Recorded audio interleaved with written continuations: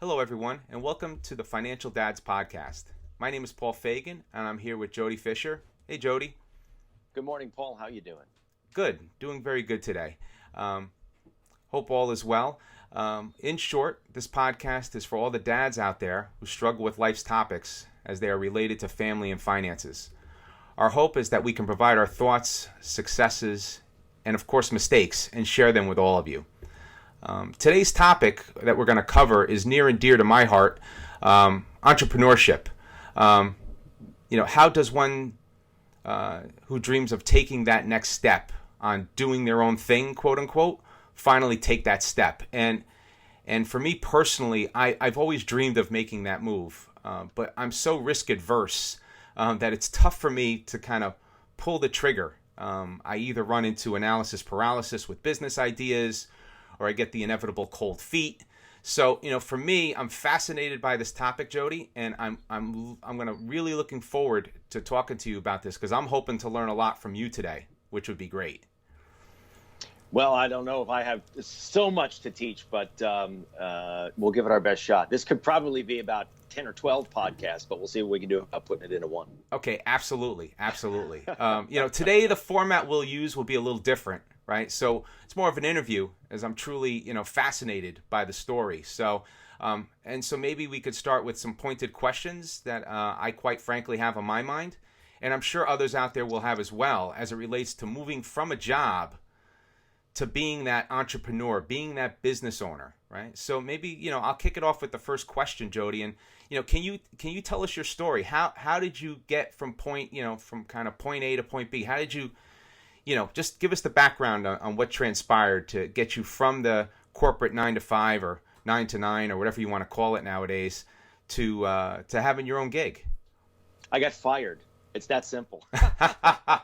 Is that the motivating factor that we need? We all have to get fired from the job? So that's for another podcast, folks. What that, I could laugh about it now, 2.5 years later. I like you, I always wanted to, I work in an industry where, I always wanted to run my own shop. I always wanted to do my own thing, run my own business. But like you said, you're risk averse and you have obligations with family and bills and all kinds of things where you go and you don't have the cash to start it up. And you're like, well, I'm not in a place where I can do it. And you keep telling yourself that story over and over again. Like, yeah, I'd love to do it, but I can't because I can't do this and I can't do that. And I was at a job where long story short, the reasons why don't even matter. I got fired, right? And I come home and I'm like, holy mackerel, what am I going to do? Hooked up very, very quickly. In fact, that day with a company that was looking for someone with my skill set who could do what I do. And long story short, we agreed to go into business together. So while I'm attached to their firm, I am sort of an independent entity within their firm. And so I run everything, from new business development to client service to we have a billing office, thank goodness, that helps me with the billing because I can't add 2 and 2.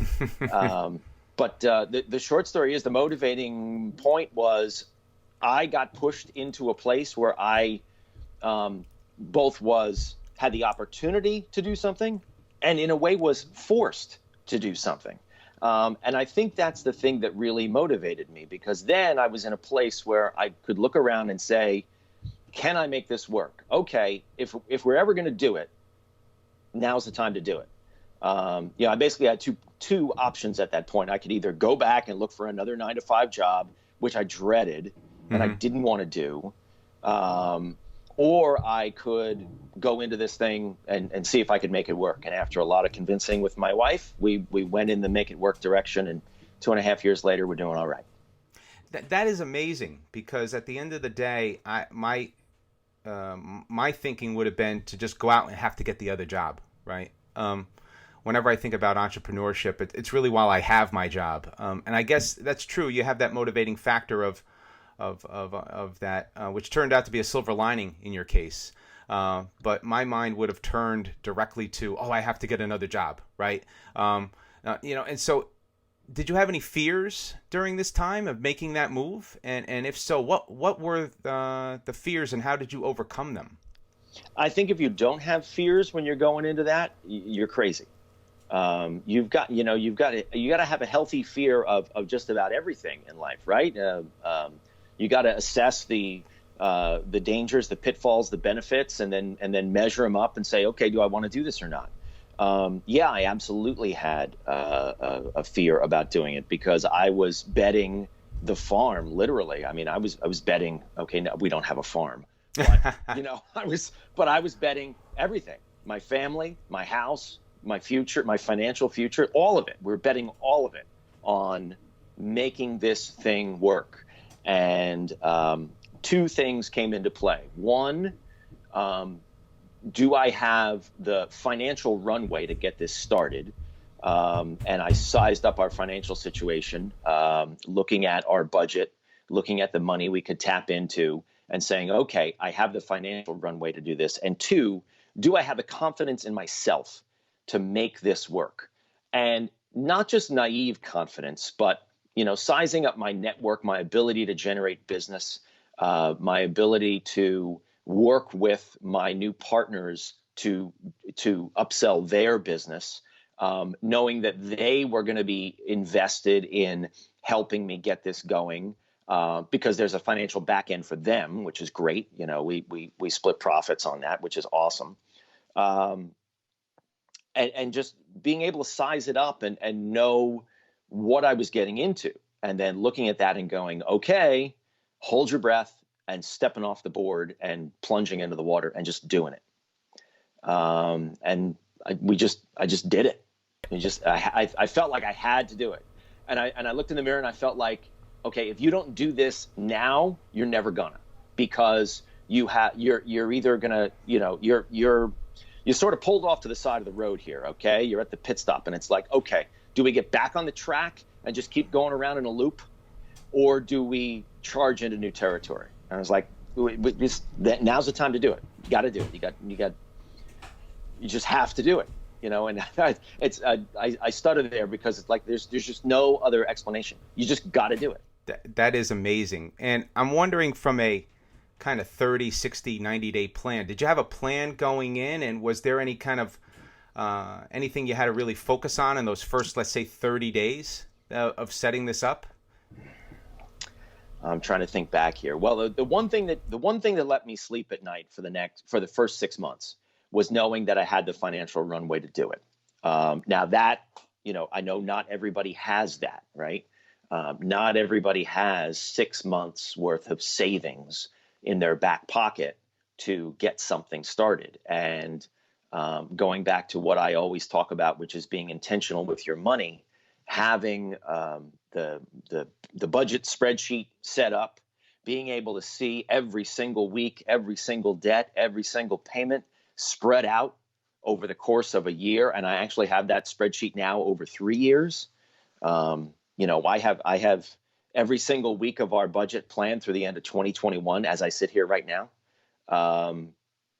Knowing that I had that, and knowing where the money was going to come from and how I was going to use it, what we were going to spend it on, and knowing that we were going to be okay in the beginning, I think that let me sleep at night. And then going over to the business side of things, it's really just getting out there and talking to who you know, working your network, letting people know what you're doing, and just starting to generate business and tapping into everything you can do. It's just like an up and atom philosophy. Hashtag up and atom. You know what I mean? But seriously, I like that hashtag. Get going. And that's great. And it really does sound like you had strong support from family and friends. How critical was that to you moving the ball forward with this business? It would not have happened without my wife's blessing. I mean, I said to her, look, this is what I want to do. I know this is scary. These are the options. We can either do, I can go and look for the 9-to-5 job, which I know she would have preferred, or because that's safer, or go out and do the entrepreneur thing. And because I had the spreadsheet and the plan, and the numbers put down on paper. She's a numbers person. I said, look, here's how it's going to work out. Here it, and she was able to look at it sort of objectively. Mm-hmm. And I think that gave her the assurance that we would at least be all right for the first 6 months. And we said to each other, and we promised, and what was it, spit, shake, and pinky swear? Mm-hmm. Look, if this doesn't turn in 6 months, I promise I'll go get a 9-to-5. We're not going to horse around here.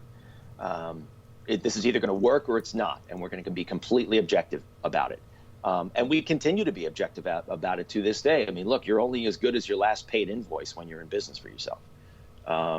So we have that conversation on a regular basis. Is this still working? Okay, working for me, working for you, great. So we're still cooking. That's awesome. I mean, it sounds like, the key was abstracting the emotion out and separating that from the facts, right? So taking the emotion out of the equation as much as you could to focus on the facts, right? And you said you had this runway built in, and you had a game plan of plan B, right? Which was important, that when to know to give up on the business, right? Which I think you guys are doing an intentional and good job of monitoring that track. Like you said, if things are going well and you have those quarterly or yearly checkpoints, whatever it takes, to assess where you are and where you're going, it sounds like that's a critical piece to your puzzle, is taking and separating out fact from emotion, as well as having that intentional plan on all aspects of your business to drive it forward. Yeah, I absolutely agree. I think that one of the key components to starting anything that is like your own business, one of the key components is honesty. You've got to be honest with yourself. You got to be honest with your spouse or your partner, or whoever it is. You got to be honest with your business partners. You got to have a frank discussion with them. If you have business partners, saying, look, here's what it is. Here's what we're doing. Here's where we need to get to. We all have to buy into this. Having an objective honesty about what you're doing is so important. It's probably the most important ingredient in doing anything like this. Because you can't, if you fool yourself, if you try fooling yourself, look, you can't fool yourself, right? You know when things are good, you know when things are bad. If you try fooling yourself, it's crash and burn time.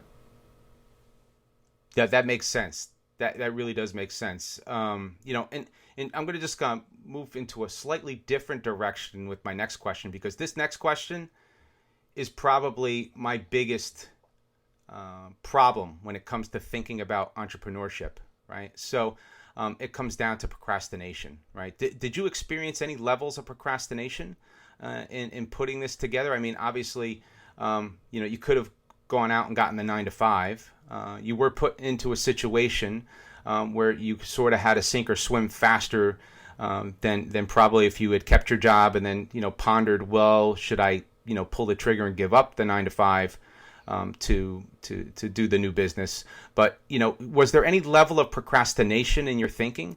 And if so, how were you able to move past that? That's a great question. I feel like I procrastinated for about 3 years, because in the 3 years preceding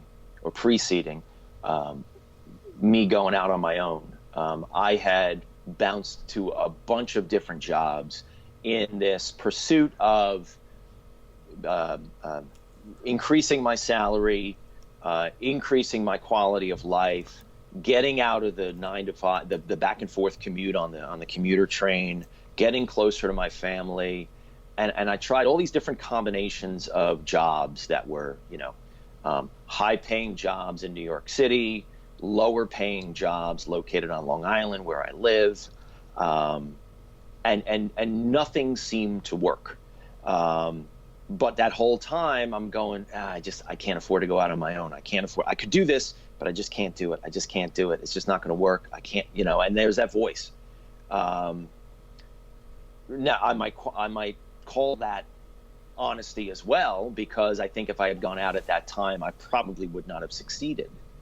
And so that I look at that period of time of procrastinating as actually, in hindsight, and everything's 20/20 in hindsight, as as waiting for the right pitch to cross the plate.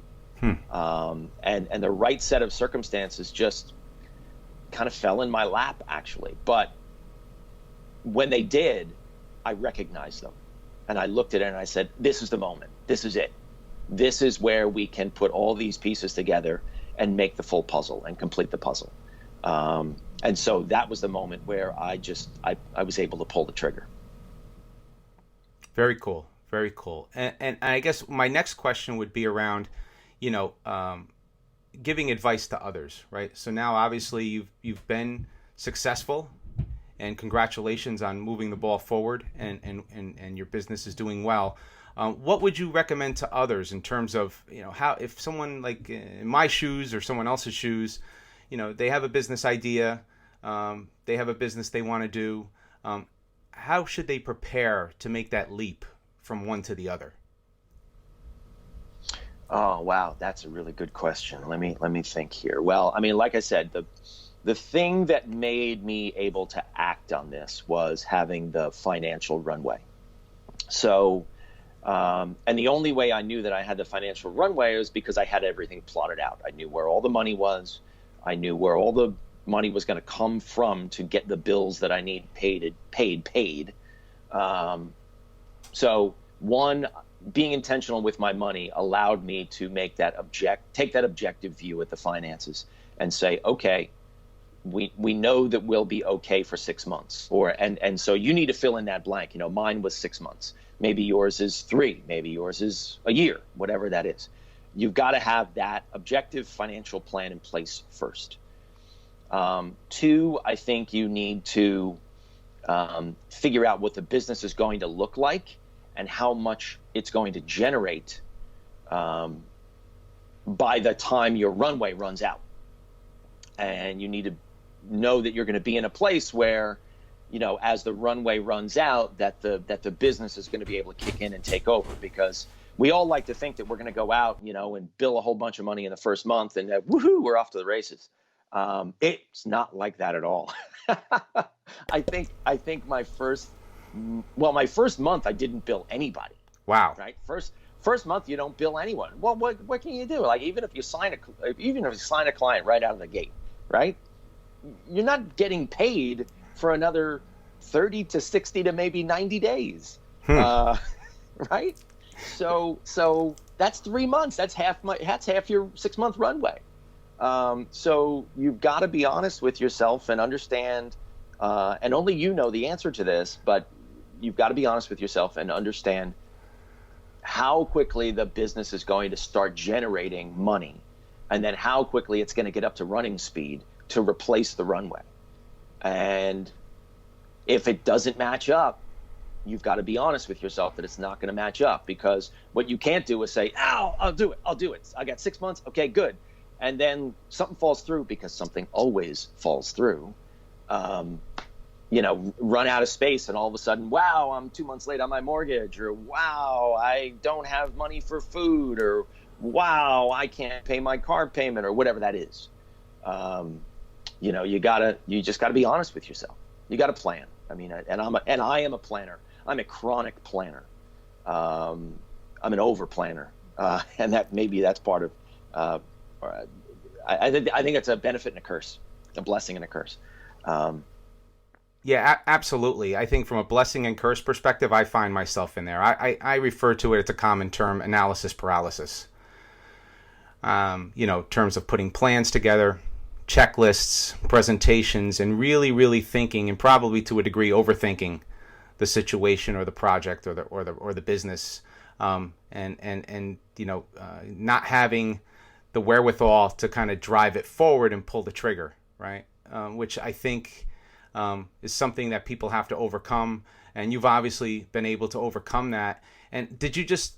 I know the circumstances lent itself to this, but in some respect, did you have to sort of just bite the bullet and pulse your way in, and kind of close your eyes and say, "I'm going to jump"? Yes. Oh, yeah. That's the very last step. It's like, okay, we're doing this. And like I said, that could not have happened if I, 1, didn't have a plan, and 2, if I didn't have buy-in from my wife. Because I said to her flat out, if you don't want, me to do this, all you have to do is say it right now. And she said, okay, let's go, let's do it. That's awesome. And I'm grateful for that. I mean, you got to have someone like that on your team. You got to have someone like that in your life, because that's also the gas in your tank every morning to get up. In addition to our kids, to get up every day and just kick ass. She also comically looked at me and said, "Don't screw this up." But, and you know what? It wasn't all comical either. She meant it. But you've got to have that. It's kind of a reality check too. I mean, if it was just me, well, you know what? I could maybe, go down to one meal a day and get by if I had to, but my kids can't. No, understood. So having that reality check too, and having that gas in your tank every morning, saying, "Okay, time to get up, time to get going," really, really inspiring. No, that is great. I mean, the story is so great, and I love the way you've presented it today. It really has been truly enlightening for me and a learning experience, which what I hope to get out of today's podcast, right? I think one of the questions I had, so you've made the decision, you've decided to pull the trigger, you go to bed, you wake up the next day. What are those top 3 things you do immediately, right? So you've decided you're going to do this business, you're going to pull the trigger, you're full steam ahead. What are those top 3 things that you wind up doing in the first day, week, whatever that is, to kind of really propel you forward, or just, what did you, what were the top 3 things you could think of? Well, I think the first thing, and this is sort of thinking back on it, and maybe I had this thought at the time, but the first thing you have to recognize is that you're not going to get it all done in the first day or even the first week. That this is something that's organic, that's going to grow over time, it's going to change over time. And so I kind of see life as a sort of like a sequence, like a series of events. And you do the first thing, and then you do the next thing, and then you do the next thing, and then you do the next thing. I mean, that's that great line from the Martian, the movie, and the book. Science is, what was it? He was stuck on Mars and he wanted to get home, and he's teaching the class at the very end of the movie. And he says, science is a series of questions. He asks you the first question, you answer the second question, and then the next one, the next one, the next one, then you get to go home. That's kind of how I look at any business or any project. You don't jump to the end right away. You answer the first question. Mm-hmm. And you say, okay, well, that probably generates 3 more questions or however, but you just recognize the fact that it's not all going to get done in the first day or the first week or the first month. But you recognize and you identify the things that you need to get done first. You get you get your materials together, you get your story together. You go out to your core support group and you say, hey, I'm doing this new thing. This is what I'm doing. And ask for help. Don't be shy about asking for help. Don't say to them. I said to people flat out, I'm looking for clients. I'm signing clients. Do you know anybody? If you do, could you send them my way? Bluntly, just like that. People love helping. Recognize that people love to help other people if they can. Sometimes they can't, and that's no big deal. But God, when someone asks me for help and I know I can help, I jump to help people. It's just in my nature. And so I think other people are like that too. People just want to help. So ask for help. Constantly be broadcasting your story and not tweeting and not Facebooking and all that stuff, but like talking to people, picking up the phone, sending, people a direct email. Hey, Joe, I'm doing this thing. I know you and I have worked together in the past on blah. Do you think you could help me out? Do you know anybody who needs this? And make it turnkey for them too. And that's part of what I do in my business too, is that, I'm part of my business is actually asking the core of my business is asking people for help. Hey, will you do this thing for me? So make it turnkey for them and say, could you do this? Could you send this thing? Could you send this to 3 people who might need this? Just ask for help. Ask for help. Bruce Springsteen said it. You can't do it yourself. You need a band. That's a great quote. That is great. That is great. So one last question. This has been a great podcast, but I do have one more question for you. What are some of the lessons learned so far in your journey in terms of being an entrepreneur? I think I've gone through a couple of lessons. I mean, one, like I just said, you need help. You need people around you. You need that support system, and that inspiration, and that comes to me in the form of my wife and my kids. You need that core group of people who you can go out to and ask for help, constantly referring business to you. And it may not happen in that first month. It may happen 9 months from now. It may happen a year from now. But allowing people to help you to tell your story, I think, is really, really important. And making it easy for them to help tell your story and reciprocate to them, help them out too. When you make that ask, here, I can, can you help me with this? And is there anything I can help you with? Reciprocation is so important. Because we're all people in this, we're all like struggling, trying to make our way. And that's sort of the inspiration of the podcast here.